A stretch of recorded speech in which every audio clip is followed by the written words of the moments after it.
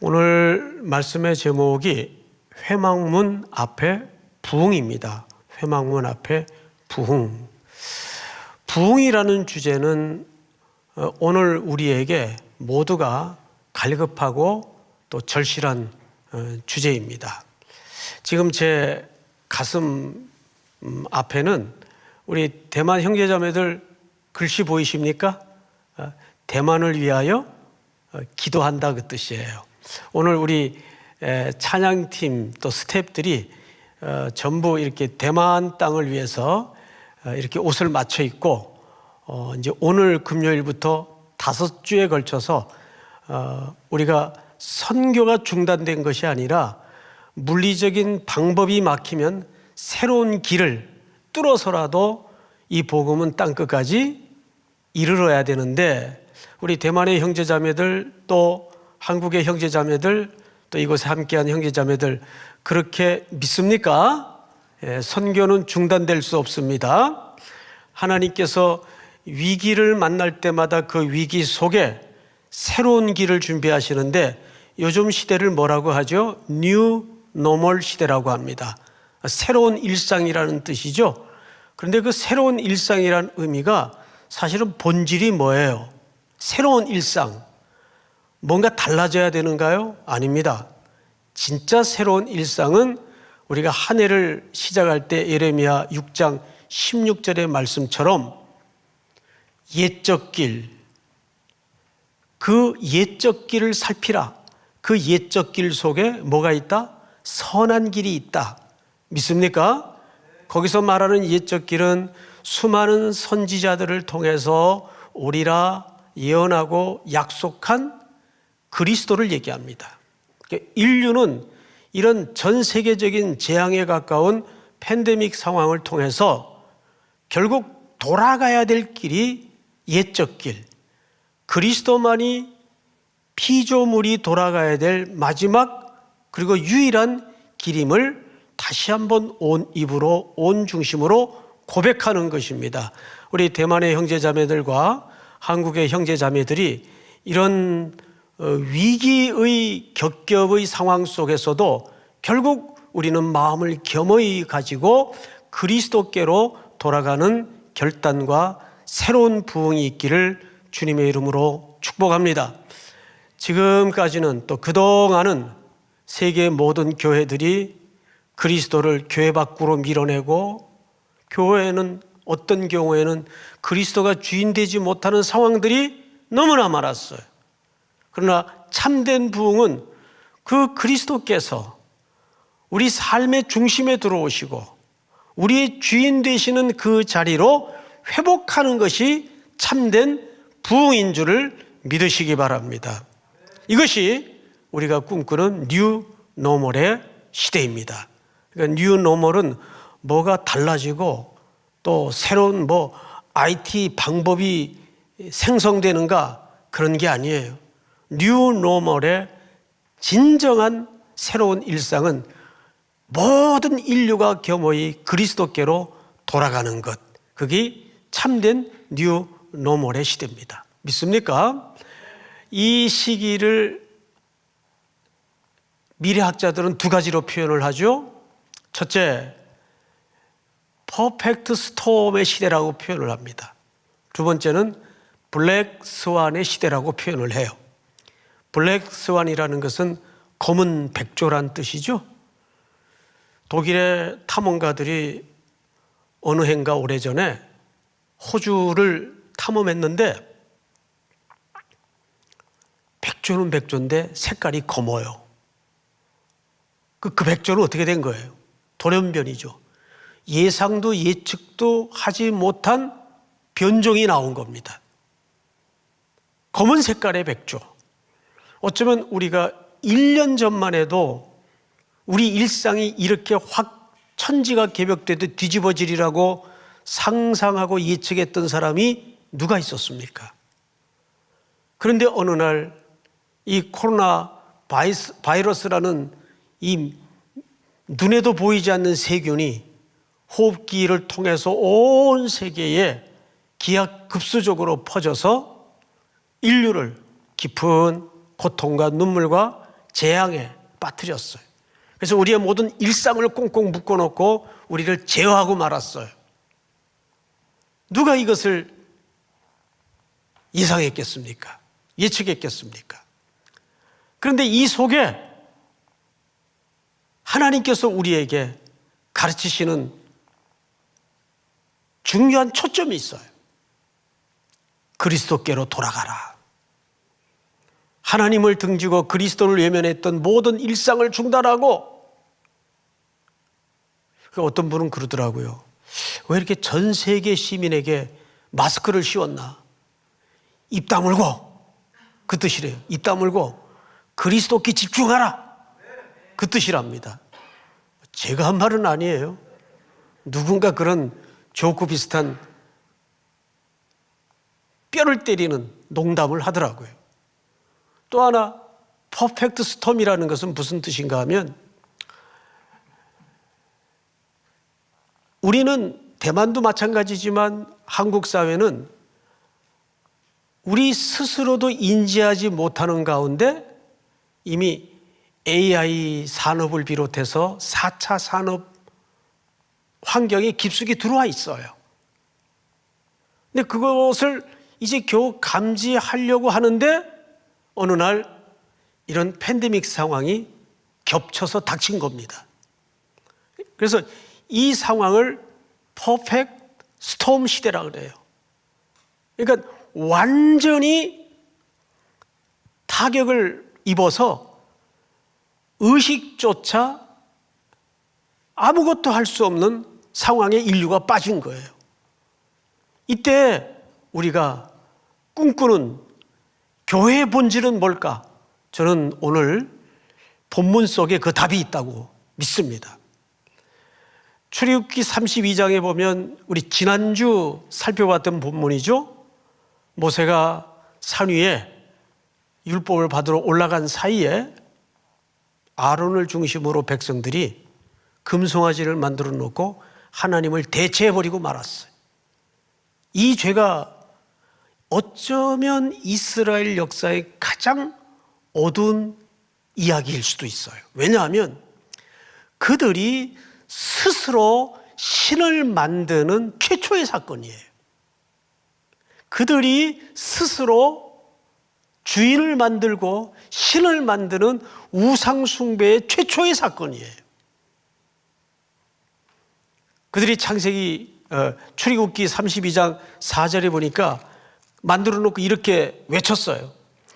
아론이 그들의 손에서 금고리를 받아 부어서 조각칼로 새겨 송아지 형상을 만드니 그들이 말하되 이스라엘아, 이는 너희를 애굽 땅에서 인도하여 낸 너희의 신이로다 하는지라. 그들이 신을 만들었어요. 지금 인류는 우리 스스로 신을 만들고 있어요.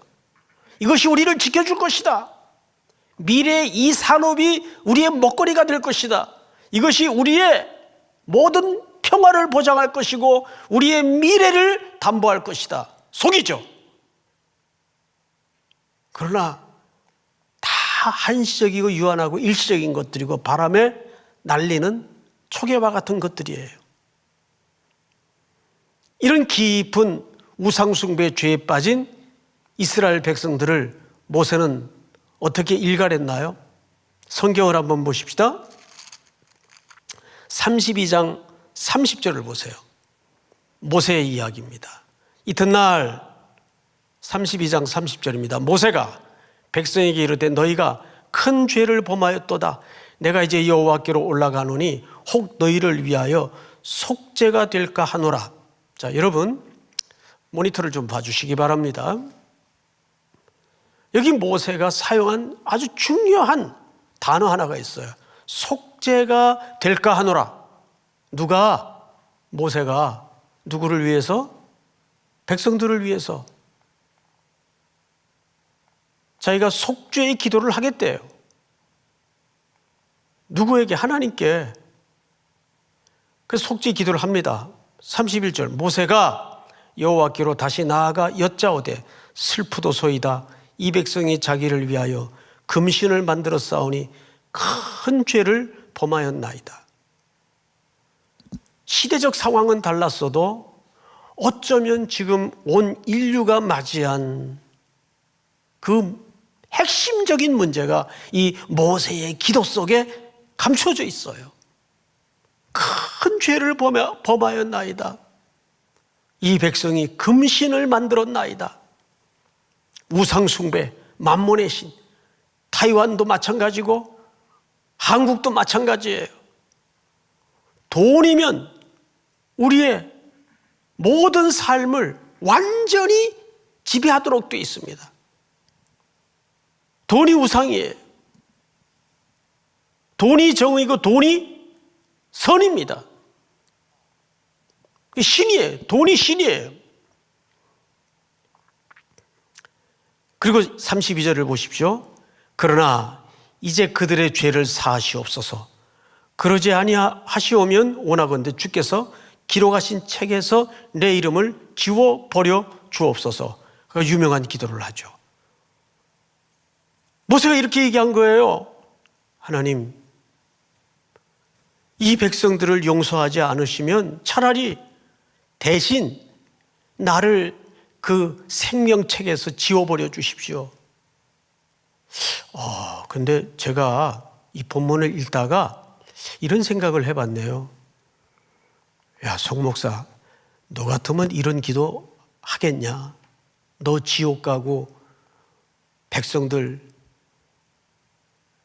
구원해 달라는 기도를 그렇게 쉽게 할 수 있겠냐?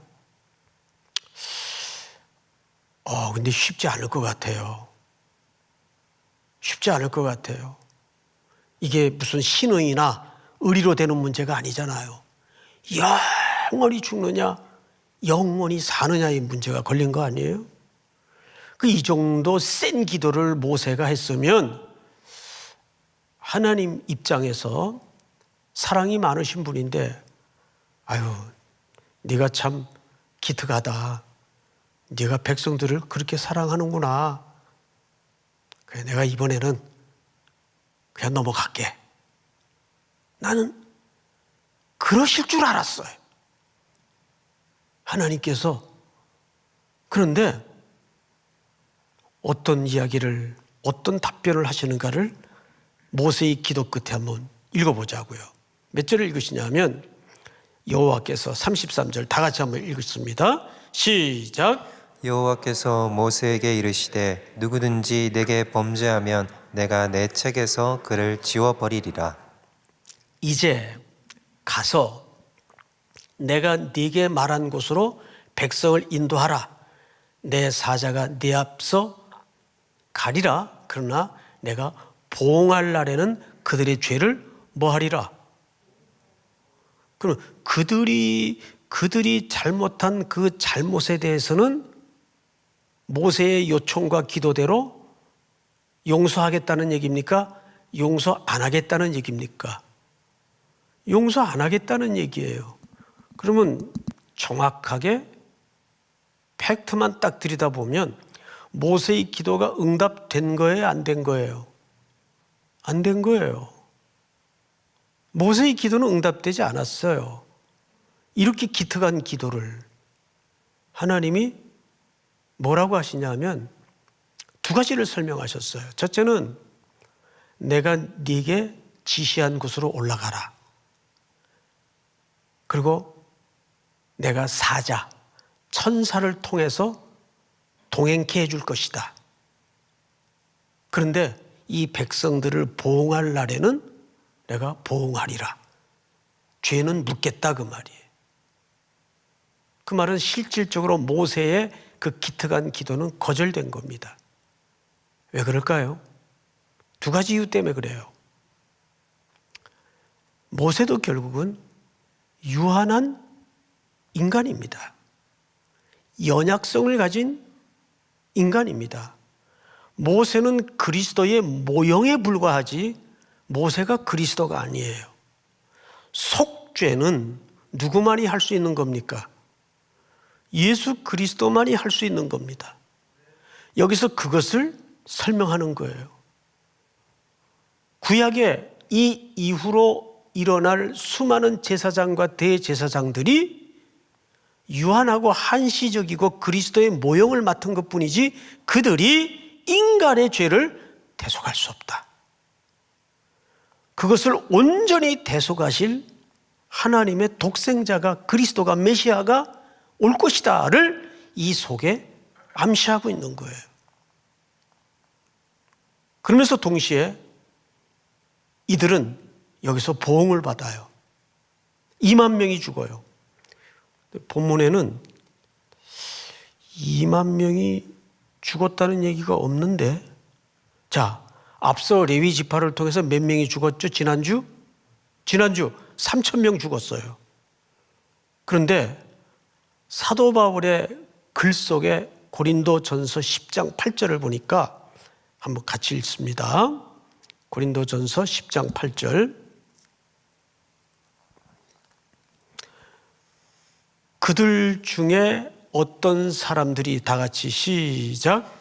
음행하다가 하루에 2만 3천 명이 죽었나니 우리는 그들과 같이 음행하지 말자. 네, 여기 음행이라는 말은 우상 숭배를 빗대어 하는 말이에요. 하나님 외에 다른 것에 눈 돌리는 모든 태도를 얘기합니다. 근데 여기 보니까 2만 3천 명이 죽었어요. 지난주 3천 명이 죽었으니까 내가 보응할 날에는 보응하리라, 이 이후에 몇 명이 더 죽었다는 얘기예요. 2만 명이 더 죽었다는 얘기예요.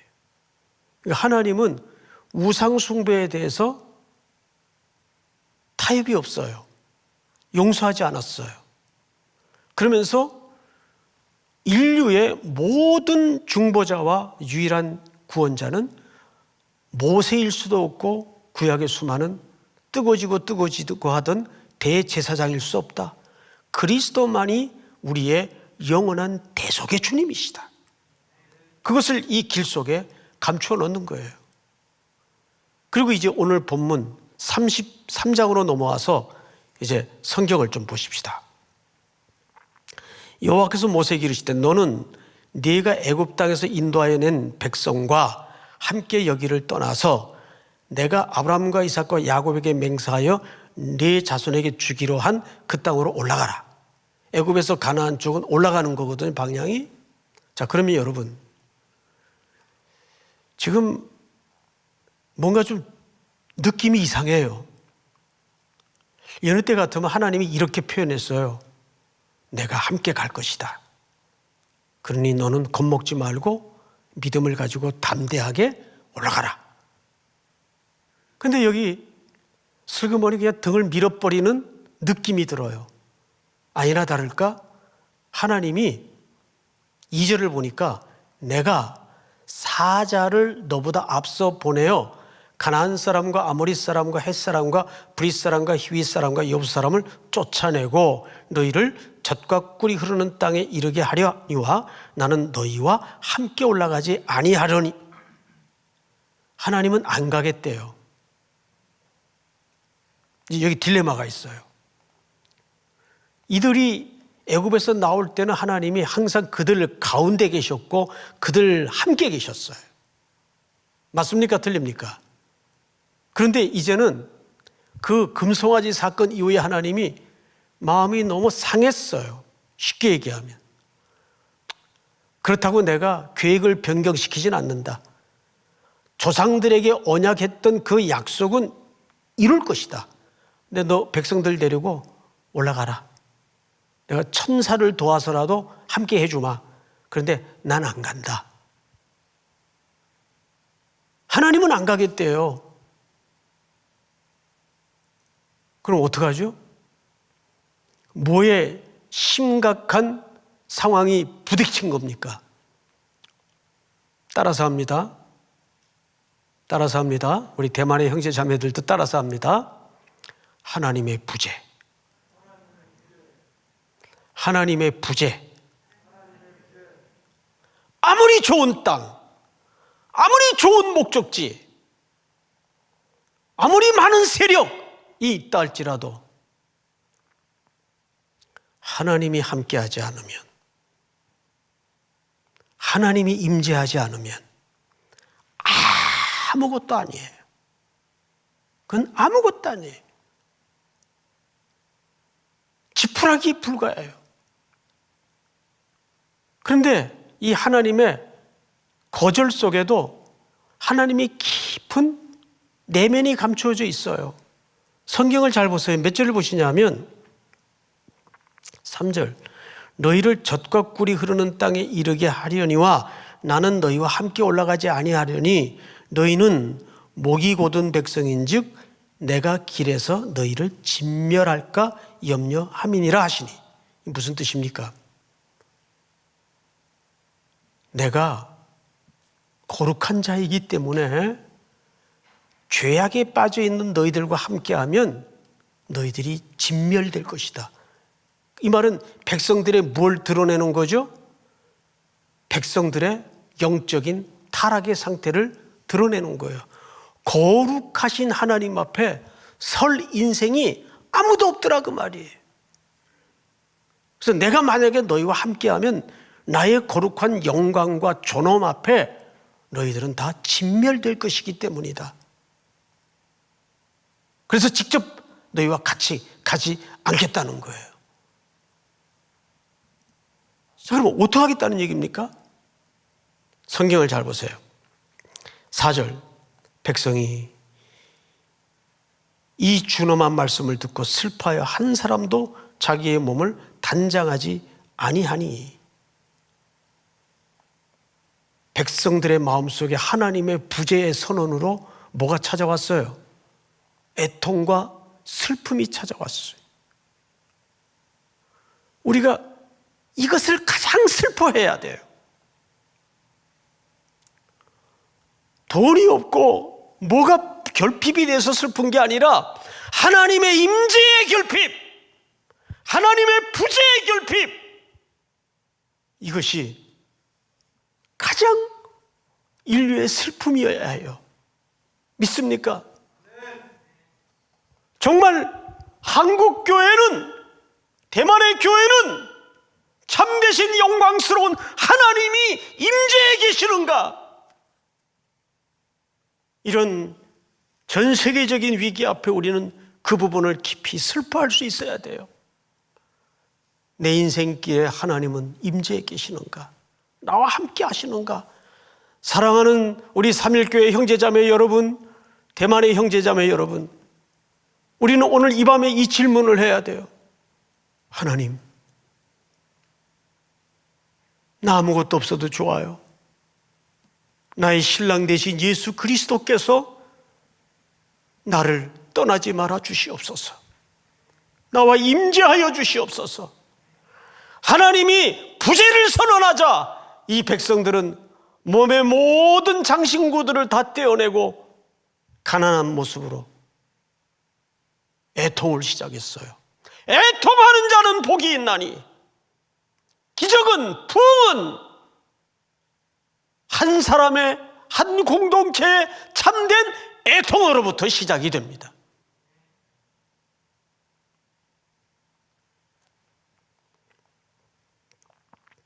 그러자 여호와께서 모세에게 이르시기를 이스라엘 자손에게 이르라. 너희는 목이 곧은 백성인즉 내가 한순간이라도 너희 가운데 이르면 너희를 진멸하리니 너희는 장신구를 떼어내라. 그리하면 내가 너희에게 어떻게 할 것인지 정하겠노라 하셨음이라. 그러자 이스라엘 자손들이 호렙산에서부터 그들의 장신구를 떼어내리라. 여기서 장신구가 뭘까요? 비본질적인 것들, 비본질적인 것들을 내 주처럼 목숨 걸고 붙들고 있던 것들, 다 이 장신구들이에요.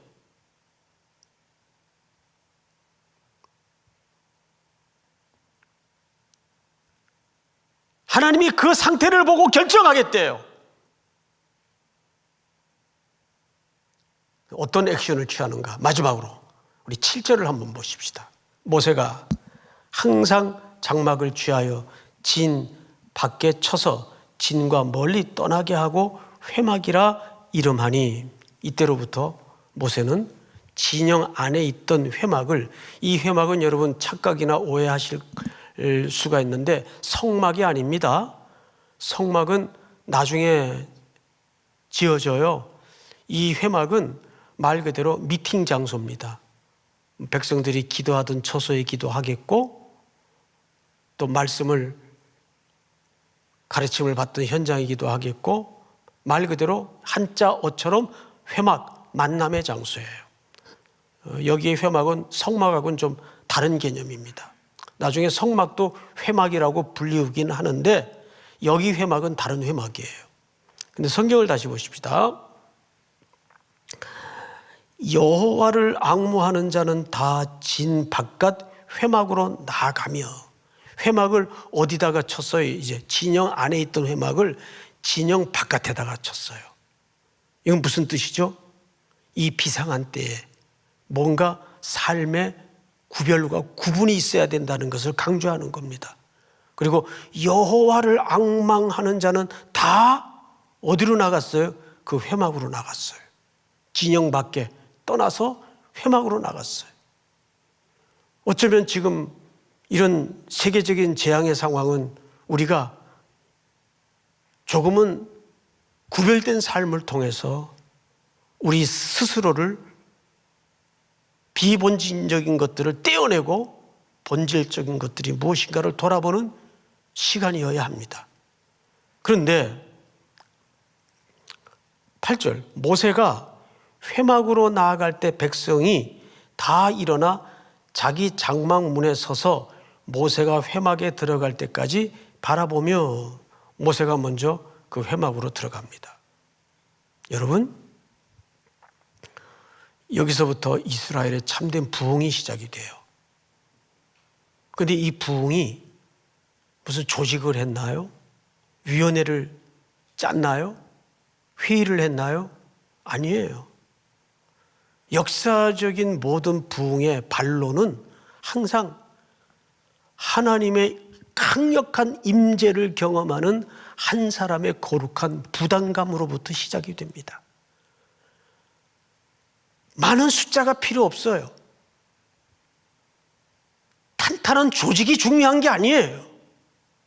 하나님의 참된 진짜 부흥은 하나님의 임재에 대한 거룩한 부담을 가진 애통할 줄 아는 한 공동체, 한 사람으로부터 시작이 됩니다. 모세가 그 마음을 가졌어요. 하나님, 이 백성을 떠나시면 안 됩니다. 이미 하나님의 임재의 상징이었던 구름 기둥도 불 기둥도 사라진 지 오래예요.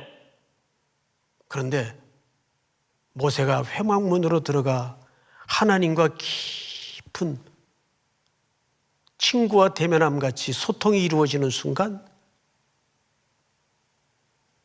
부흥이 시작이 돼요. 성경을 잘 보세요. 8절, 모세가 회막으로 나아갈 때에는 백성이 다 일어나 자기 장막문에 서서 모세가 회막으로에 들어가기까지 바라보며, 모세가 회막에 들어갈 때 구름 기둥이 내려 회막문에 서며 여호와께서 모세와 말씀하시니.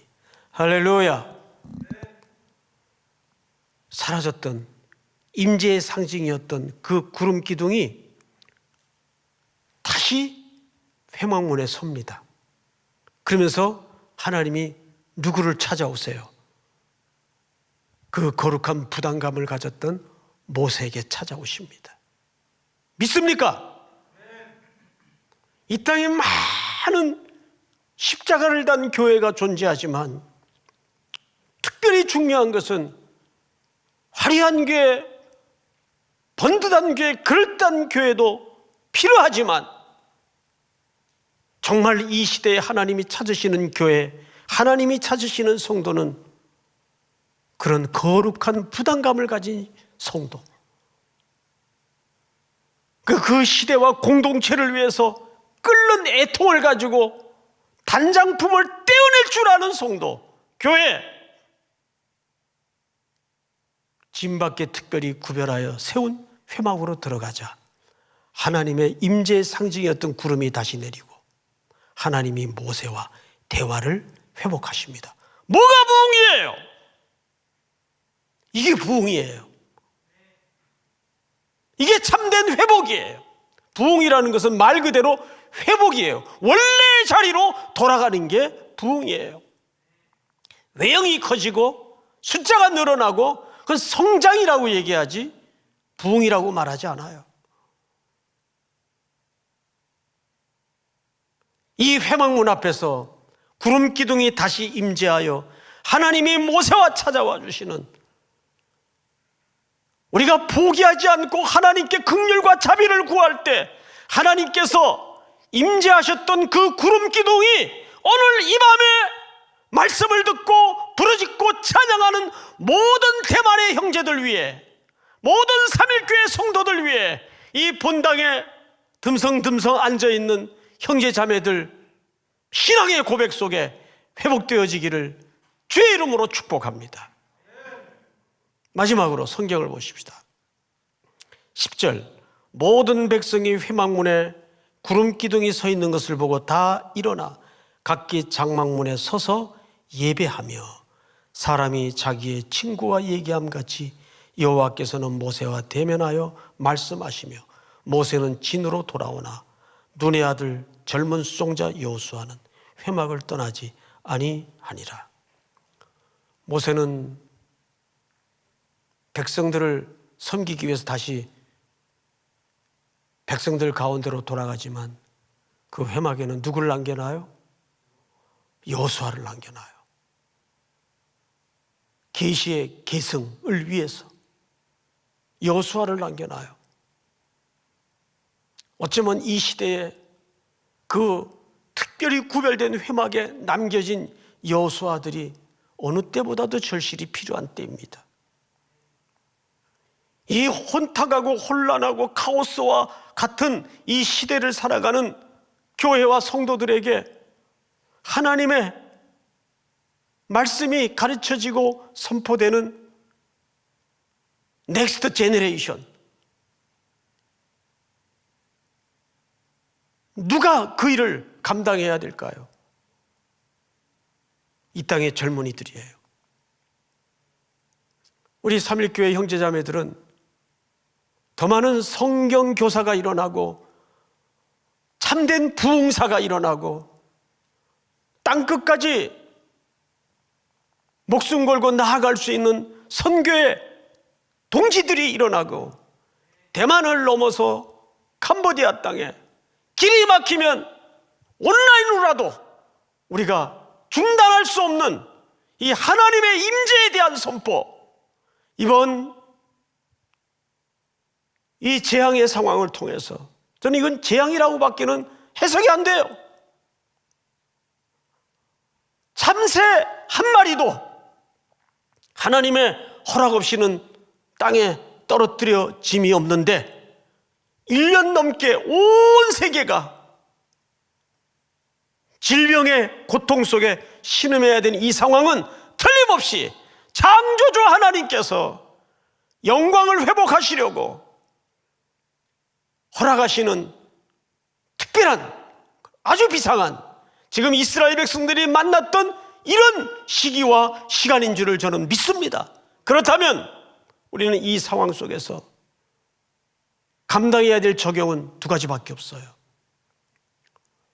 땅끝까지 복음을 증언하라는 주님의 명령이 계속해서 힘차게 나아가야 되고, 오늘도 땅끝에 그리스도를 알지 못하고 온갖 우상과 귀신의 권세 아래 신음하는 인류를 향해서 예수 그리스도의 임재와 하나님의 임재를 다시 한번 회복하는 참된 부흥의 선포가 우리 삼일교회 젊은이들을 통해서, 성도들을 통해서, 대만의 젊은이들을 통해서, 교회를 통해서 선포되고 이루어질 수 있기를 주님의 이름으로 축복합니다. 우리 다 같이 한번 기도하겠습니다. 통속으로 기도하겠습니다. 어쩌면 인류의 재앙은, 인류의 위기는 하나님의 임재의 부재입니다. 하나님이여 떠나지 말아 주시옵소서. 다시 한국교회, 대만교회 하나님의 임재가 나타나게 하여 주시옵소서. 땅끝까지 복음을 증언하라는 주님의 명령에 목숨 건 젊은이들이 새롭게 일어나게 하여 주시옵소서. 이 땅에 하나님의 영광이 땅 끝까지 선포되게 하여 주시옵소서. 대만의 동력자들이, 한국의 동력자들이 복음의 선봉대 역할을 감당할 수 있도록 인도하여 주시옵소서. 우리 이 시간 다 같이 한번 주여 부른 다음에 통성으로 기도합니다. 주여. 하나님 아버지, 우리 가운데 역사해 주셔서 하나님, 우리가 진실로